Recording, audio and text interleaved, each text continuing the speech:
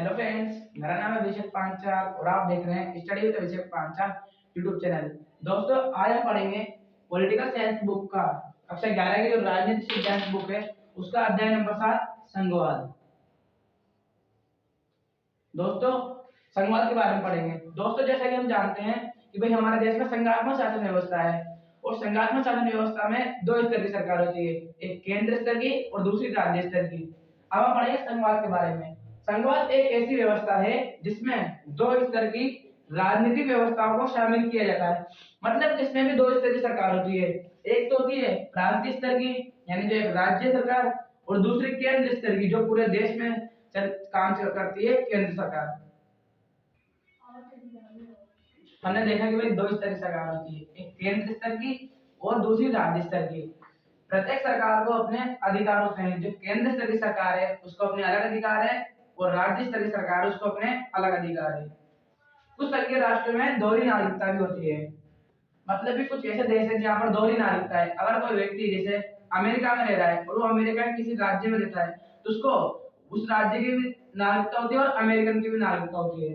भारत में एक ही नागरिकता है, जो भारत है, भारत देश में एक ही नागरिकता है। लोगों को दोहरी पहचान होती है, वे अपने राष्ट्र के भी होते हैं और क्षेत्र के भी। अगर कोई भारत का रहने वाला है, राजस्थान में रहता है, तो राजस्थानी भी कहलाएगा और भारतीय भी। अब हम पढ़ेंगे संघवाद की विशेषताएं। मान लो अगर किसी देश में संघवाद है तो उसमें क्या क्या विशेषता होती है, इसके बारे में हम पढ़ेंगे।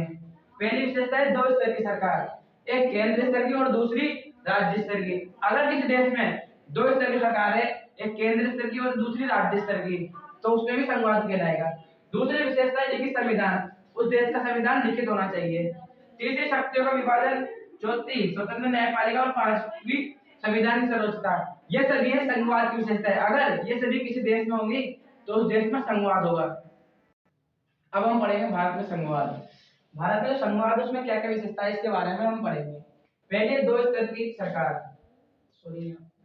दो स्तर की सरकार, यानी भारत में जो संघवाद उसमें दो स्तर की सरकार है, एक केंद्र स्तर की और दूसरी राज्य स्तर की। विविधताओं को मान्यता जरूरी है। जो हमारे भारत देश में अलग अलग वैरायटी है, इनको सभी को मान्यता है। तीसरी, पहले राज्यों को ज्यादा शक्तियां देने की बात हुई थी, लेकिन बंटवारे के बाद संविधान सभा ने सोचा कि केंद्र मजबूत होना चाहिए। जब देश का बंटवारा नहीं हुआ था, जिससे पहले जो राज्य थे उनको ज्यादा शक्तियां देने की मांग की गई थी, लेकिन जब बंटवारा हुआ तो संविधान सभा ने उसने सोचा कि भाई केंद्र को ज्यादा मजबूत बनाना चाहिए। दोस्तों, अब हम पढ़ेंगे शक्ति विभाजन, यानी जो भारत में शक्तियों का विभाजन है वो किस प्रकार से किया गया है। शक्तियों का विभाजन है भारत में तीन सूची में किया गया है। पहली है संघ सूची, दूसरी है राज्य सूची और तीसरी है समवर्ती सूची है। ये जो तीन प्रकार की सूचियां बांटी गई है जिसमें शक्तियों का विभाजन है। अब हम पढ़ेंगे पहली सूची, संघ सूची। इस सूची में दिए गए विषयों पर केवल केंद्र सरकार ही कानून बना सकती है। जिस सूची में जो विषय है उन पर केंद्र ही कानून बना सकते हैं, यानी जो सेंट्रल गवर्नमेंट है वही सिर्फ कानून बना सकती है। जैसे प्रतिरक्षा, विदेशी मामले, डाक, रेलवे आदि, यह सभी मामले हैं केंद्र के, और इन मामलों पर यानी इन विषयों पर भी केंद्र सरकारी कानून बना सकती है। अब हम पढ़ेंगे राज्य सूची। इस सूची में दिए गए विषयों पर केवल राज्य सरकारी कानून बना सकती है।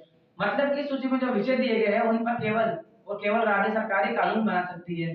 जैसे कृषि, पुलिस, भूमि, जेल खाना, स्थानीय शासन, यह राज्य के विषय है और इन पर ही अलग अलग राज्य सरकार है जो अपने कानून बना सकती है, और इस पर केवल जो ये विषय है सभी इन पर राज्य ही कानून बना सकती है। अब हम देखेंगे समवर्ती सूची। जो समवर्ती सूची है, इस सूची में दिए गए विषयों पर केंद्र और राज्य दोनों सरकार कानून बना सकती है।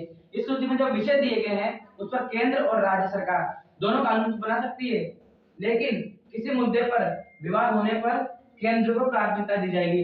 अगर कोई केंद्र और राज्य सरकार किसी मुद्दे पर विवाद कर रही है तो जो केंद्र सरकार कानून बनाएगी ना उसको ही प्राथमिकता दी जाएगी, यानी केंद्र सरकार को द्वारा बनाया गया कानून ही माना जाएगा। जैसे वन, गोद लेना, मजदूर संघ आदि, ये वे विषय हैं इन पर दोनों सरकार कानून बना सकती है। अब हम पढ़ेंगे सशक्त केंद्र सरकार और संघवाद, यानी ऐसी मजबूत सरकार हो जो पूरे देश को चलाए। अब हम पढ़ेंगे इसके बारे में। भारत एक विशाल देश है, इसमें बहुत विविधता है। जो भारत एक बहुत बड़ा देश है, इसमें बहुत सारी वैरायटी है। ये सामाजिक समस्याओं से भरपूर है। संविधान निर्माता चाहते थे कि ऐसा संविधान हो जो विविधताओं को भी शामिल करे और समस्या को भी सुलझाए। तो संविधान निर्माता थे वो ये चाहते थे कि ऐसा संविधान बने जो विविधताओं को भी यानी वैरायटी को भी शामिल करे और जो लोगों की समस्या है उनको भी सुलझाए। और शक्तिशाली केंद्र सरकार भी चाहते थे। अगर दोस्तों एक मतलब एक्सप्लेन करना, अगर राज्य सरकार होगी शक्तिशाली तो एक राज्य का भला करेगी, अगर पूरा केंद्र शक्तिशाली बनाएंगे तो पूरे देश को देखेगा। इसलिए संविधान निर्माता चाहते थे कि शक्तिशाली केंद्र सरकार की भी स्थापना हो। अब हम पढ़ेंगे क्वेश्चन संवैधानिक प्रावधान जो सतत केंद्र सरकार बनाती है। मतलब कि ऐसे कौन सा संविधान में जो प्रावधान है जिससे कि एक केंद्र सरकार को मजबूत बनाया गया है। पहला है किसी राज्य के अस्तित्व एवं भौगोलिक सीमाओं पर संसद का नियंत्रण होगा। संसद किसी राज्य का नाम वो सीमा में बदलाव कर सकती है। जो संसद है राष्ट्रीय विधायिका वो किसी भी राज्य के नाम और सीमा में बदलाव कर सकती है और किसी राज्य और उसका नियंत्रण होगा।